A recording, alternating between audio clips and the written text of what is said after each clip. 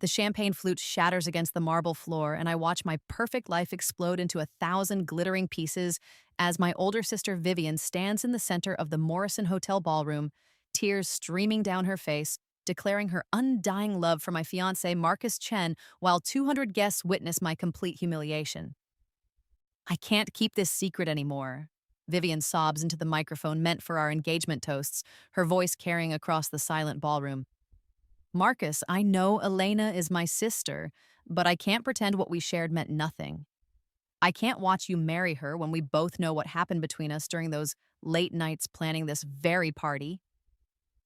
Each word hits like a physical blow, destroying the life I thought I was building. Marcus steps away from me, moving toward Vivian like he's in a trance, and I see it in his eyes. The same look every man gets when they first really notice my sister. That combination of desire and helplessness that means I've already lost. Vivian, please, Marcus says, but his voice lacks conviction. He's not outraged, he's relieved. When is the right time, Marcus? Vivian cries, reaching for him. When Elena is married to a man who doesn't really love her? I can't live with this lie anymore.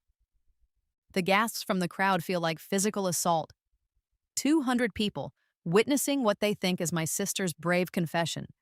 But what I now recognize as the culmination of a plan she's been executing since childhood.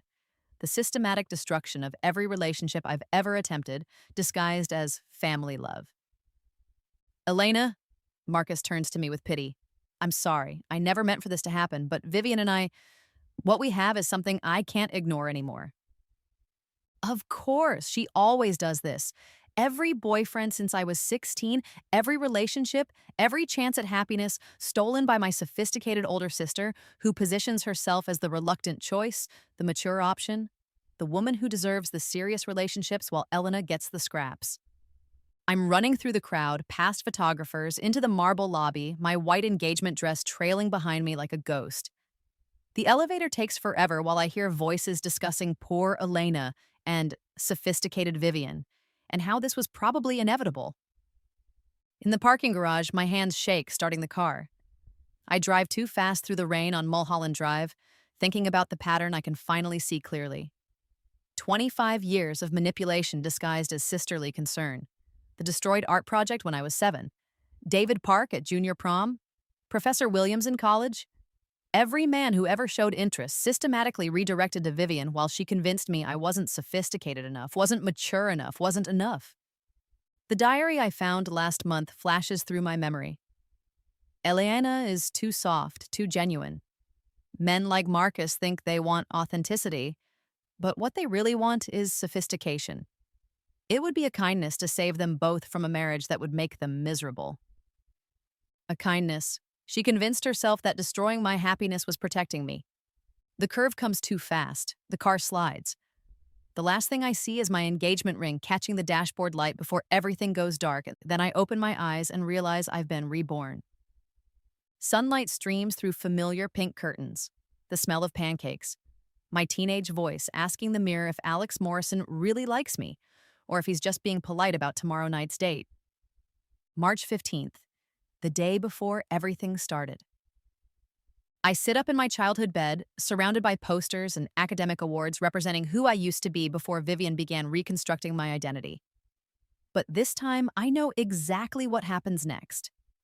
In 3 hours, my sister will knock, with her concerned expression, and offer to help me prepare for my first real date, to guide me through sophisticated romance while systematically gathering intelligence to steal Alex's attention, not this time. The phone rings at exactly 10:30. Alex's warm, nervous voice. Elena, I hope I'm not calling too early. I just wanted to confirm tomorrow night. Hi, Alex, I say, and my voice sounds different. 16 years old, but carrying 25 years of hard-won wisdom. I was just thinking about tomorrow, too. Good thoughts, I hope. The best thoughts. I can't wait to spend time with just you, where we can really talk. There's a pause as he processes the confidence in my voice, so different from the shy uncertainty he expects. This Elena knows what she wants. I can't wait either, Alex says softly. Elena, I want you to know this feels different to me, like the beginning of something important.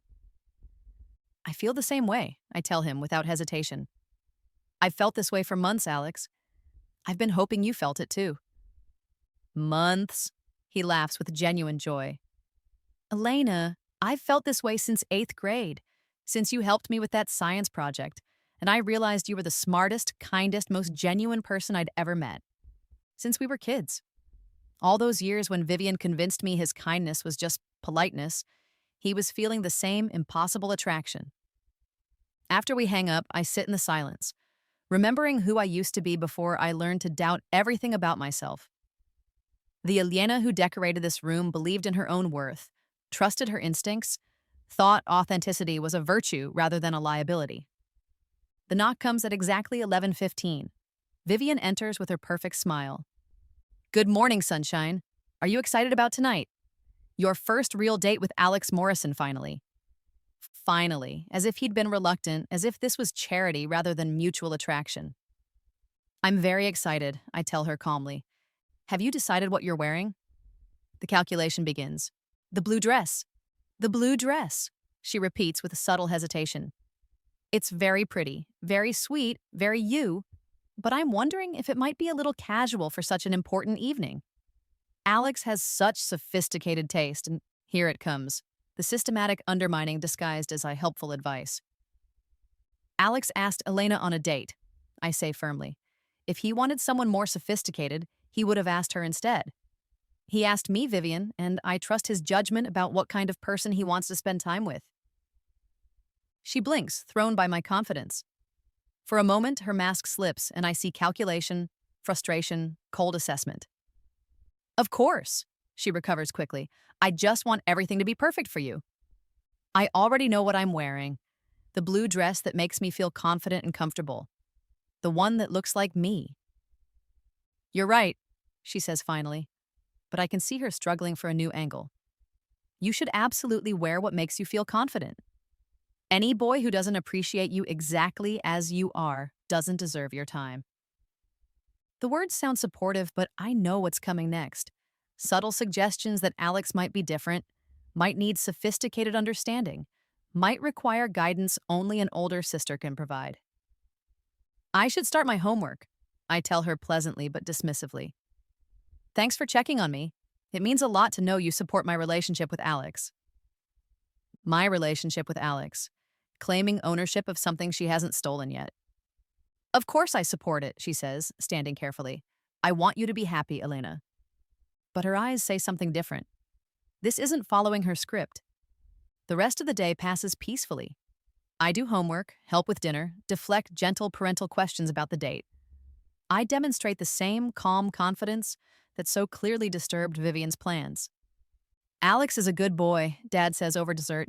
He seems very fond of you, Elena. I'm very fond of him, too, I reply with more certainty than they expect. Mom smiles warmly, but with underlying concern. Just remember to be yourself tonight. I will, I promise, and this time I mean it completely. At 6:30, the doorbell rings. Alex's respectful voice in the hallway, talking to my parents with genuine warmth. When I come downstairs in my blue dress, his face lights up with appreciation that can't be faked. Elena, he says, and my name sounds different in his voice. Softer, more important. You look beautiful. Thank you, I say simply, feeling completely myself. The drive to Antonio's flows with comfortable conversation about books, movies, shared interests, real compatibility without forced sophistication. I've been looking forward to this all week, Alex tells me as we park. So have I admit easily. Antonio's is perfect, intimate without being pretentious, elegant without being intimidating. The hostess leads us to a corner booth that feels private, protected. This is perfect, I tell him. I hoped you'd like it, Alex says, his smile warming my heart. The waiter brings wine. Alex raises his glass. To new beginnings. To new beginnings, I echo, and the words carry all my hope. As we talk, the conversation flows like wine itself. Smooth, warming, filling spaces with honest communication.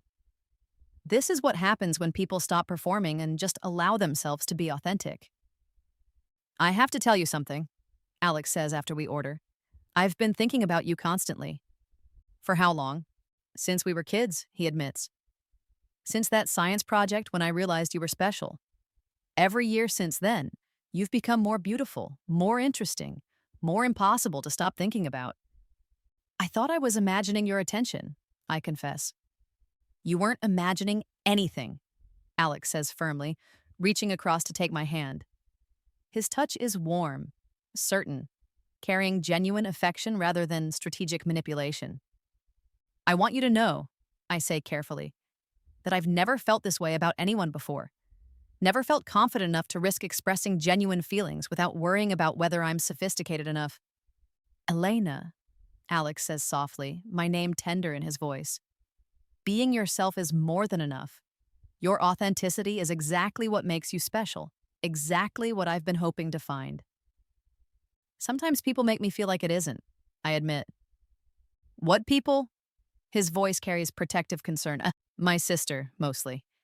She's always telling me my feelings are too naive, too emotional for sophisticated relationships. That's ridiculous, Alex says with genuine indignation. Your authenticity is exactly what I've been waiting for. Your sister doesn't know what she's talking about. Something in his tone suggests he's been observing Vivian, recognizing patterns I've been too close to see.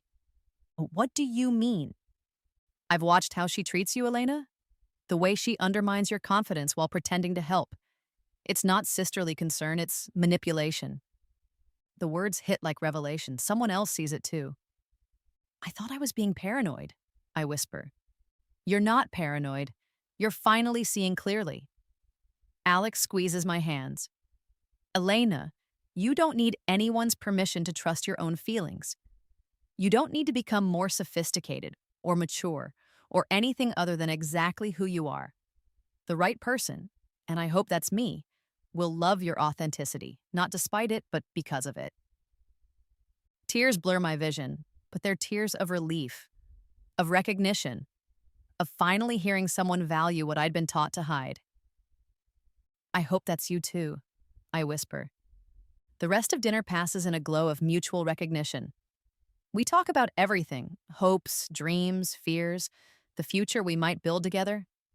Alex listens to my passion for marine biology without suggesting I need more practical interests. He shares his love for writing without apologizing for choosing art over business.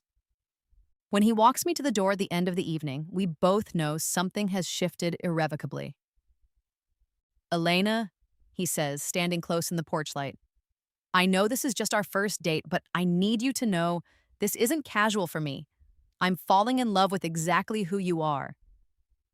I'm falling in love with you too, I tell him honestly. When he kisses me, it's soft and sweet and perfect. Nothing rushed or desperate, just genuine connection between two people who see each other clearly. I'll call you tomorrow, he promises. I'll be waiting, I smile. Inside, I float upstairs past my parents' knowing smiles, past Vivian's closed door where I can imagine her frustration that her careful sabotage never materialized. This time was different. This time, authenticity won. The next morning, Vivian appears at breakfast with barely concealed agitation. How was your date? She asks with forced brightness. Wonderful, I reply calmly, buttering my toast. Alex is everything I hoped he would be. That's nice. Her smile doesn't reach her eyes. You seemed very confident yesterday. Very different from your usual self. I was myself, I correct gently. Maybe you're not used to seeing the real me.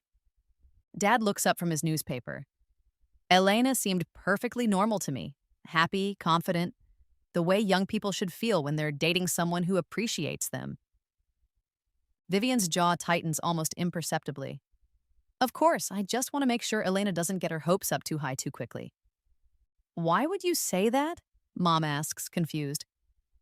Alex is very mature for his age, Vivian says carefully.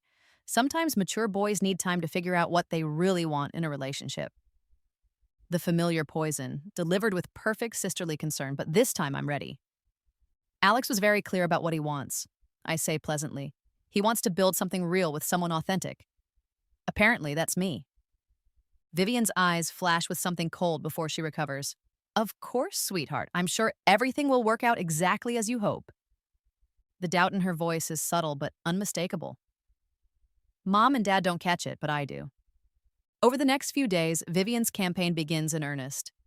She starts dropping casual observations about Alex around our parents. I saw Alex talking to Sarah Coleman after school. They seemed very engaged in conversation.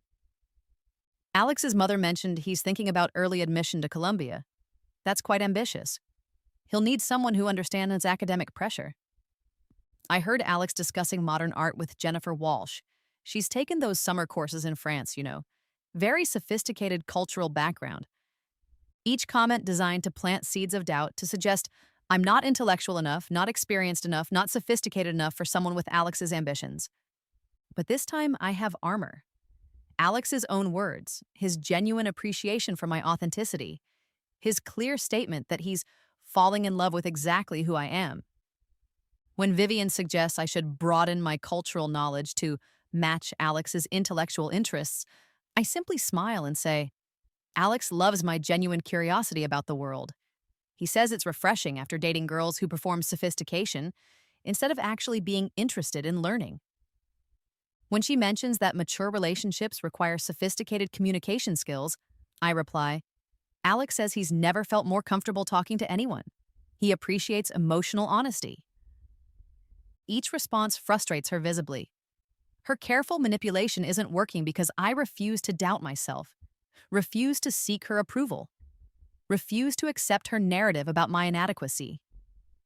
A week into our relationship, Alex and I are walking home from school when he stops suddenly. Elena, I need to tell you something and you might not like it. My heart skips. What is it? Your sister approached me yesterday. She wanted to talk about your relationship. Ice floods my veins. What did she say? She was very subtle, Alex says grimly. Lots of concern about whether I was sure about my feelings, whether I understood how emotionally sensitive you are, whether I was prepared for the responsibility of dating someone so tender-hearted. What did you tell her? I told her that your emotional honesty is exactly what I love about you, that I don't consider caring about your feelings a burden, but a privilege, and that I don't need anyone else's perspective on our relationship. His voice hardens.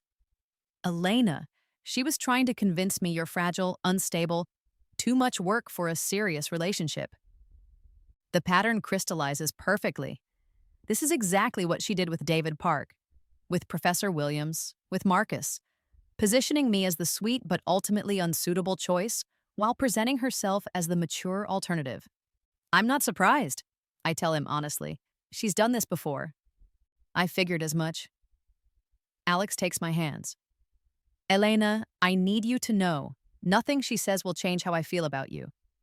I see exactly who you are, and I'm choosing you completely. Your sister's opinions are irrelevant to me, so relief floods through me. Thank you for telling me. There's more, Alex says. She also mentioned that she's always been fond of me, and that she understands the pressures of academic achievement in ways that might be helpful for someone in my position. There it is, the setup. She's already positioning herself as the sophisticated alternative, the woman who could understand Alex's ambitions in ways naive Elena never could. And what did you say to that? Alex's smile is warm but fierce. I told her that I appreciate her concern for your happiness, but that I'm perfectly capable of managing my own relationships, and that I've never been more certain of anything than I am about my feelings for you. That evening, Vivian corners me in my room with a new strategy. Elena, sweetheart, I'm worried about you. Why?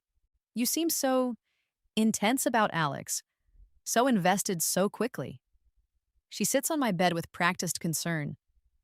I know first love feels overwhelming, but I don't want you to get hurt if this doesn't develop the way you're hoping.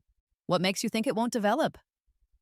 Alex is such a serious boy, she says carefully, so focused on his future, so aware of how his choices now will affect his life later. Sometimes boys like that need to explore different options before they settle down, need to understand what's available before they commit to something permanent. Different options, like sophisticated older girls who understand academic pressure and cultural refinement. Alex doesn't seem interested in exploring options, I say calmly. He seems interested in building something real with me. I hope you're right, Vivian says with just enough doubt to suggest she knows something I don't. I just don't want you to be devastated if he decides he needs someone more compatible with his long-term goals. Vivian, I say quietly, looking directly into her eyes, are you trying to break up my relationship? She gasps with perfect shocked innocence. Elena, how could you think such a thing? I'm your sister. I want you to be happy. Then trust that I am happy. Trust that Alex makes good decisions about his own life. Trust that maybe, just maybe, I'm exactly what he wants and needs. For a moment, her mask slips completely. I see cold fury, calculating frustration, the rage of someone whose careful plans are being disrupted by an unexpected variable. Then she rebuilds her expression of hurt, sisterly love. Of course, sweetheart, I'm sorry if I sounded negative. I love you and I want everything to work out perfectly. But as she leaves, I catch her muttering under her breath. We'll see how long that lasts. The war has been declared. Over the next few weeks, I watch Vivian's frustration grow as Alex and I become inseparable. She tries every manipulation from her arsenal, but each attempt fails because I refuse to doubt myself, and Alex refuses to be influenced by her sophisticated insights. Instead of seeking Vivian's approval, I start building genuine friendships with people she's always dismissed. Sarah Kim, the scholarship student she calls a charity case, becomes one of my closest friends. James Liu, the creative type she labels unfocused, shares my appreciation for authentic expression over polished performance. I've never seen you like this, Sarah observes as we study together in the library. So confident, so sure of yourself. I'm learning the difference between who I am and who I thought I should be, I tell her. It suits you, James adds. You seem free. They're right. For the first time in my life, I'm free from the constant anxiety of seeking approval, free from the exhausting performance of trying to be sophisticated enough, mature enough, good enough for love. Alex notices the change too. You're glowing, he tells me as we walk to lunch, like you've been lit up from the inside. I feel like I'm finally myself, I admit. I love watching you discover how amazing you are, he says, squeezing my hand. But Vivian isn't giving up. Unable to manipulate me directly, she starts working on our parents. I'm concerned about Elena, she tells them over dinner one night. She's so obsessed with Alex, so dependent on this relationship for her self-worth.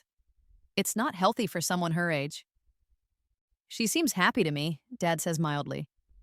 That's just it, Vivian continues. She's too happy, too invested. What happens when Alex goes to college? When he meets girls who share his academic interests? Elena's setting herself up for devastating heartbreak. Alex seems quite devoted to Elena, Mom observes. For now, Vivian says with practiced sadness. But Elena's never learned to be independent, to develop her own interests separate from whatever boy she's dating. She needs to learn that her worth isn't dependent on male attention. The irony is staggering. The person who spent years convincing me I'm not worthy of male attention is now arguing that I'm too dependent on it. Vivian, I say calmly, I appreciate your concern, but I've never been more independent or more confident in my own worth. Alex doesn't make me feel valuable. He recognizes the value I already have. That's a very mature perspective, Dad says approvingly. Vivian's smile is sharp as glass. I hope you're right, Elena. I hope this confidence lasts when real challenges come. The threat is subtle but unmistakable. She's planning something. 2 months into our relationship, the spring formal approaches. This is where everything went wrong before, where Vivian publicly humiliated me by revealing personal information to Alex, destroying my reputation and my relationship in front of the entire school. But this time, I'm ready. I can't wait for the formal, Alex tells me as we study together in his bedroom. First chance to show off how beautiful my girlfriend is. Your girlfriend, I repeat with a smile. We made it official last week, and the word still sends warmth through my chest. My girlfriend, he confirms, kissing my temple. Elena Morrison has a nice ring to it, don't you think? My heart stops. Morrison? Too soon? Alex grins. I'm thinking long-term here. College, future, the whole thing. I know we're young, but I have never been more certain of anything. I love you, I whisper, because it's true, because he makes me feel like the future is possible. Like authentic love can last. Like being Elena is not just enough, but everything. I love you too, he says seriously. Whatever happens, Elena, I want you to know that. What we have is real. 3 days before the formal, Vivian makes her move. Elena, can we talk? She's holding a small notebook, my diary from freshman year, where I wrote about my insecurities, my fears, my desperate wish to be as sophisticated as she was. Where did you get that? I found it while helping Mom clean your old closet. She lies smoothly. Nina, I read some of it and I'm worried. You write about feeling inadequate, about thinking you'll never be good enough for serious relationships. Don't you think Alex should know how you really feel about yourself? That diary is from 3 years ago, I say calmly. I'm not that person anymore. Aren't you? Vivian opens to a marked page. Listen to this. I wish I could be more like Vivian. She's so sophisticated, so confident. Boys actually take her seriously. I'm just the silly little sister who thinks she deserves love but doesn't understand how to earn it. The words sting because they were true once, but they're not true anymore. You're right, I say quietly. I did feel that way. I felt inadequate and desperate and grateful for scraps of attention because someone convinced me that's all I deserved. Elena, that someone was you, Vivian. I meet her eyes steadily. You spent years systematically destroying my confidence while pretending to protect me. You made me believe I wasn't sophisticated enough, mature enough, good enough for love, but I was wrong about one thing in that diary. What? I don't want to be like you anymore. I want to be like me, authentic, honest, capable of real love instead of strategic manipulation. And you know what? Alex loves me for exactly who I am, not for who you think I should become. Vivian's mask drops completely. You little fool. Do you think this puppy love will last? Do you think Alex won't get bored with your sweet little act when he meets real women in college? Women who can match his intellectual ambitions, who understand the world beyond this pathetic small-town romance? If he does, then he's not the person I think he is, I say calmly. But I don't think he will because, unlike you, Alex values authenticity over performance. We'll see, Vivian says coldly. We'll see how authentic you feel when everyone at the formal hears what you really think about yourself. She's planning to read my diary publicly just like before, but this time I'm ready. Go ahead, I tell her. Read it to everyone. Let them hear about the girl who was so broken by systematic emotional abuse that she thought she deserved nothing. And then, let them see the woman who overcame that abuse to find real love. It'll be quite a story. For the first time in my life, I see uncertainty in Vivian's eyes. The spring formal arrives with all the drama of a movie climax. I wear a different dress this time, not the sophisticated black number Vivian recommended before, but a flowing blue gown that makes me feel like a princess. Alex matches with a blue tie, and when he picks me up, his smile could light the city. You're stunning, he breathes. You're not bad yourself, I grin, straightening his tie. My parents beam at us. Dad shakes Alex's hand seriously. Take care of our girl. Always, Alex promises, and I know he means it. The school gymnasium has been transformed into a fairy tale ballroom. Twinkle lights, elegant decorations, the kind of magical atmosphere that makes everything feel possible. Alex and I dance like we're the only people in the room, lost in each other, building memories that will last forever. I love you, Elena Morrison to be, he whispers as we sway to a slow song. I love you too, Alex Morrison who chose me, I whisper back. We're so absorbed in each other that we almost miss Vivian's grand entrance. She's wearing a stunning red dress that makes every head turn, her hair perfectly styled, her makeup flawless. She looks like everything I used to think I wanted to be, but when I see her now, all I feel is pity. She's beautiful and sophisticated and utterly empty, performing elegance while missing the real joy happening all around her. She looks miserable, Alex observes quietly. He's right. Beneath the perfect makeup, Vivian looks frustrated, angry, desperate. Her careful plans have failed, and she doesn't know how to function without manipulation as her primary tool. As if sensing our attention, she approaches with her date, Kevin Walsh, a senior who's clearly more interested in her dress than her personality. Elena, you look sweet. Vivian says with a smile that doesn't reach her eyes. Very age appropriate. Thank you, I reply calmly. You look beautiful as always. Alex, Vivian turns to my boyfriend with calculated warmth. I hope you're enjoying the evening. Elena's never been to a real formal before. Such a big milestone for her. Elena's enjoying it perfectly, Alex says coolly. She doesn't need experience to be the most beautiful girl here. Score 1 for authenticity. Of course. Vivian's smile tightens. Enjoy the rest of your evening. As she walks away, Kevin trailing behind like a confused puppy, Alex squeezes my hand. Is it wrong that I feel sorry for her? No, I admit, I do too. An hour later, as Alex and I grab punch, Vivian approaches the DJ booth. My stomach clenches as I recognize the setup. This is when she planned to read my diary, to publicly humiliate me in front of the entire school. Attention, everyone! Vivian's voice echoes through the gymnasium as the music stops. I have something important to share about my dear sister, Elena. Here it comes, but this time I'm ready. Elena has always been the sensitive one in our family. Vivian continues, her voice carrying perfectly. Some might say too sensitive, too emotional for serious relationships. In fact, I have proof of exactly how Elena really feels about herself and her worthiness for love. She pulls out my diary, and the crowd murmurs with anticipation. This is exactly what happened before. The moment where Elena's secret insecurities were exposed, where she ran crying from the dance, where Alex lost respect for someone so emotionally unstable. But this time I don't run. Instead, I walk calmly to the front of the room, Alex by my side, and take the microphone from my shocked sister. Vivian's right, I say clearly, my voice carrying to every corner of the gymnasium. I did write some very personal things in that diary 3 years ago. Things about feeling inadequate, about desperately wanting approval, about thinking I needed to become someone else to deserve love. The crowd is silent, hanging on every word. I wrote those things because I was being systematically, emotionally abused by someone who convinced me it was love. I continue. Someone who told me I wasn't sophisticated enough, mature enough, good enough for real relationships. Someone who destroyed my confidence while pretending to protect me.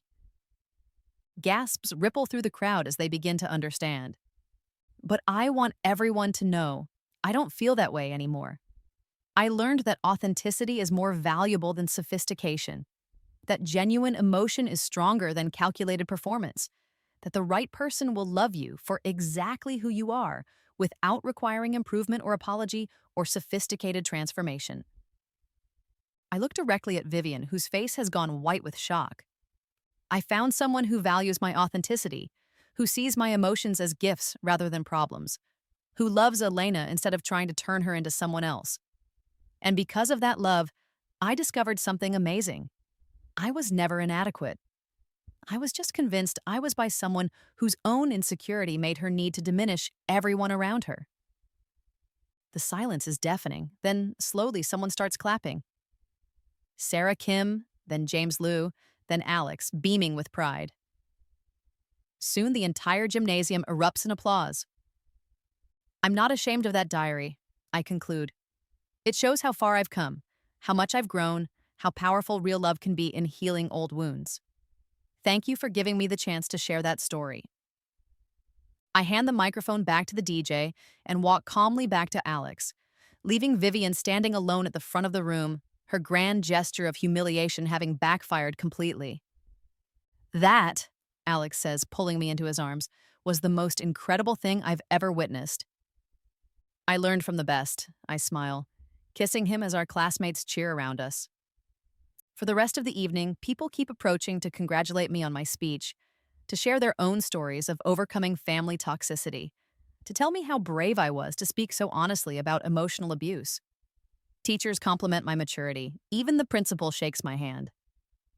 Vivian disappears early, her date abandoning her for more interesting company. She's going to be furious, Alex observes as we slow dance to the final song. Probably, I agree, but I'm done caring about Vivian's fury. I'm done seeking her approval, fearing her disapproval, or letting her emotions control my happiness. Good, Alex says firmly, because I plan to make you happy for a very long time, Elena Morrison. Promise? Promise. 6 months later, I stand in the Pacific Marine Biology Lab wearing my new internship badge and feeling like I'm exactly where I belong. The early admission letter from UC San Diego sits framed on my desk at home next to the photo of Alex and me at graduation, where we're both grinning like we've won the lottery. Elena, Dr. Sarah Chen waves me over to the microscope station. Come see what we found in yesterday's samples. I love my work here. Love the way Dr. Chen treats my questions as valuable contributions rather than naive interruptions. Love the feeling of building expertise in something I'm genuinely passionate about rather than something designed to impress others. Alex is spending the summer at a writing workshop before starting Columbia in the fall. We video chat every evening, sharing our discoveries, planning visits, building the kind of long-distance relationship that works because it's based on genuine compatibility rather than desperate dependence. I miss you, he tells me during tonight's call, his face pixelated but his smile clear. I miss you too, I admit, but I'm so proud of what we're both doing. 6 more weeks and I'll be home for a visit, he promises. I can't wait to hear about all your marine discoveries in person.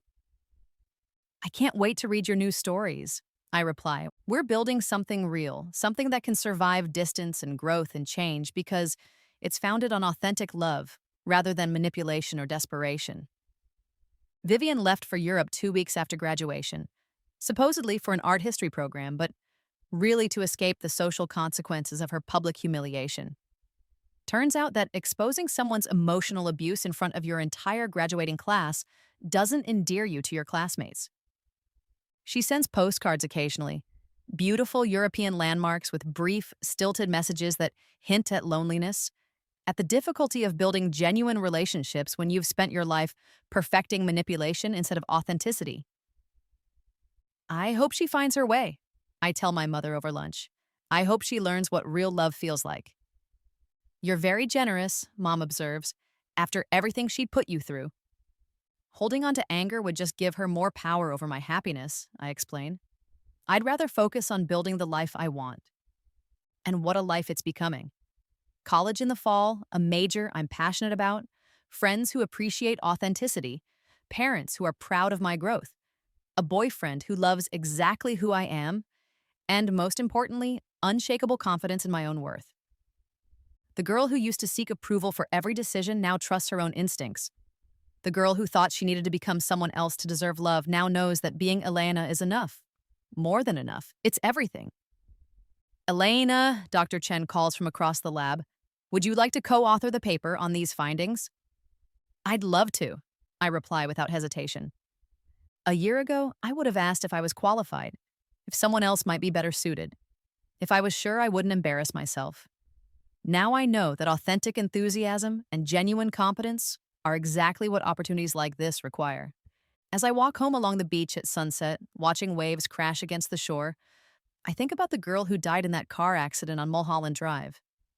She died believing she wasn't enough, convinced that love required sophisticated performance rather than authentic connection, desperate for approval from people who saw her genuine emotions as problems to be solved. That girl was wrong about almost everything, but she was right about one thing. She deserved love. Real love. The kind that celebrates authenticity rather than demanding improvement. That sees emotional honesty as a gift rather than a burden. That chooses Elena not despite who she is, but because of who she is. I found that love, and in finding it, I found myself. My phone buzzes with a text from Alex. Saw the most beautiful sunset tonight and thought of you. Can't wait to see yours in person. I smile, snapping a photo of the Pacific sunset to send back. Mine's pretty beautiful too. Can't wait to share it with you. This is what happiness looks like. Not the desperate relief of finally being chosen, but the quiet confidence of knowing you're exactly who you're meant to be, exactly where you belong, exactly as worthy of love as you've always been. The waves keep crashing, the sun keeps setting, and Elena Morrison keeps discovering just how beautiful authentic life can be when you have the courage to live it completely as yourself. Some stories end with revenge. This one ends with something better, the absolute certainty that choosing authenticity over performance, genuine emotion over sophisticated calculation, and real love over strategic manipulation is always worth it. Always.